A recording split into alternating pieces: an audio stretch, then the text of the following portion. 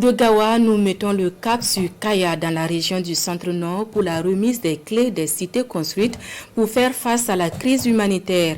Des cités de 312 logements répartis dans 4 communes avec une capacité d'accueil d'environ 1800 personnes. Elles ont été réalisées grâce à l'ONU Habitat sur financement de l'Union européenne. Le récit de la cérémonie de remise des clés avec Martin Ouedraogo et Jacques Ouedraogo. Par cet acte, le ministre de l'Urbanisme, des Affaires foncières et de l'Habitat procède à l'ouverture officielle de cette cité construite pour permettre aux ménages déplacés internes et aux communautés hautes en situation de vulnérabilité d'accéder à un cadre de vie décent.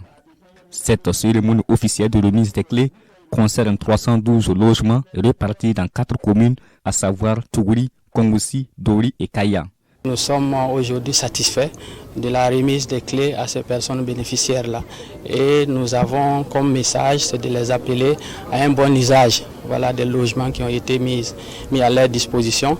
Et également, nous souhaitons que la délégation spéciale puisse faire un suivi. Nous leur avons rassuré de notre engagement à accompagner les bénéficiaires pour l'entretien de ces infrastructures.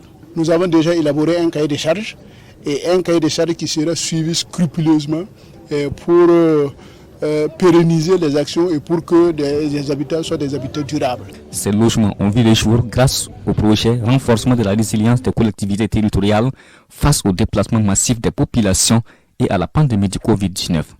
Un projet mis en œuvre par ONU Habitat et financé par l'Union européenne qui entend poursuivre ses actions au profit des communautés en situation de vulnérabilité au Burkina Faso. Je voudrais finalement comme message exprimer la volonté de l'Union européenne de continuer à appuyer le gouvernement dans ses efforts, particulièrement dans ces deux régions, le Sahel et le centre-nord, où, disons, l'afflux des PDI est le plus important.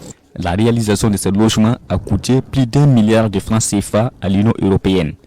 Et c'est environ 1800 personnes déplacées internes et autres en situation de vulnérabilité qui bénéficieront du droit au logement dans des cités desservies en eau potable par des systèmes autonomes.